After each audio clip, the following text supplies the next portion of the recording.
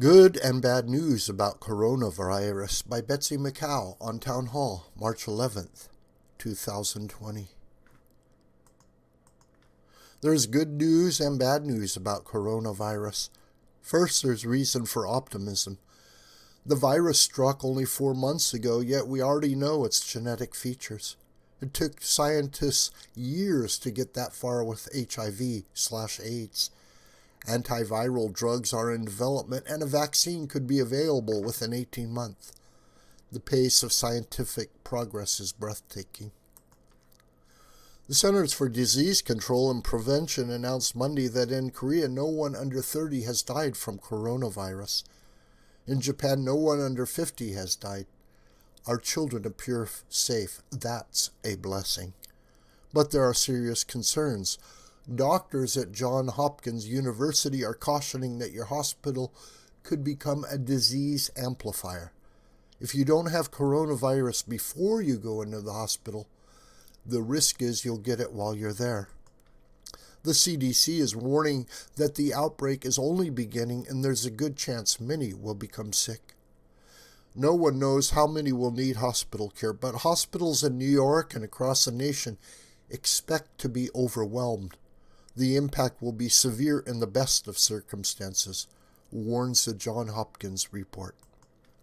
To make room for the infected, hospitals are devising emergency strategies that include discharging other patients sooner than usual, converting single rooms into doubles, creating makeshift isolation facilities, buying nearby motels, and even erecting temporary wards in parking lots.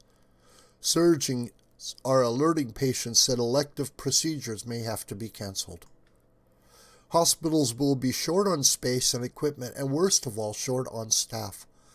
Already the coronavirus is infecting some healthcare workers and forcing others into self-quarantine because they've been exposed.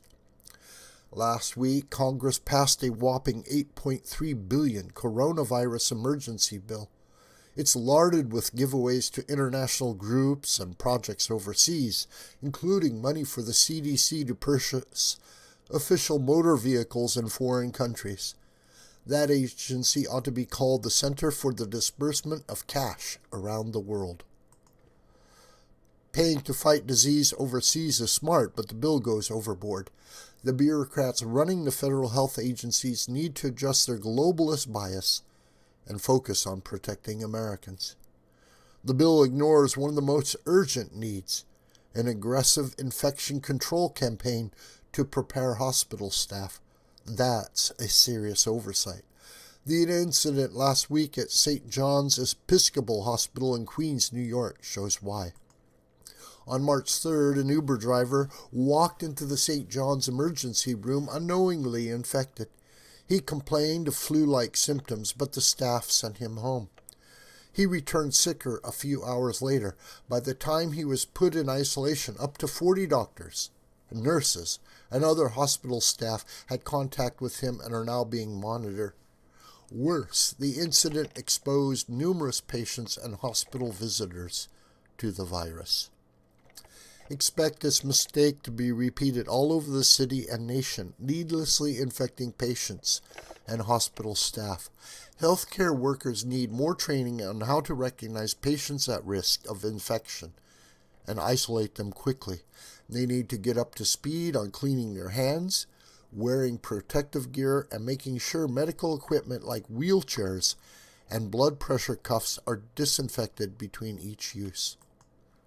On another front, research announced Monday explains why coronavirus is so menacing. People infected with it shed 1,000 times more virus than in people infected with SARS, an earlier global virus.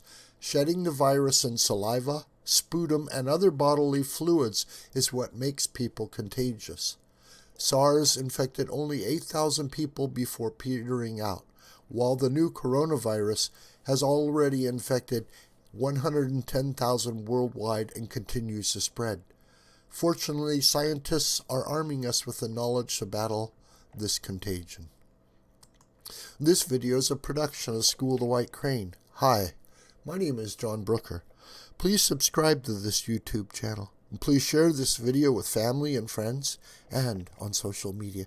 May God richly bless you, my beloved.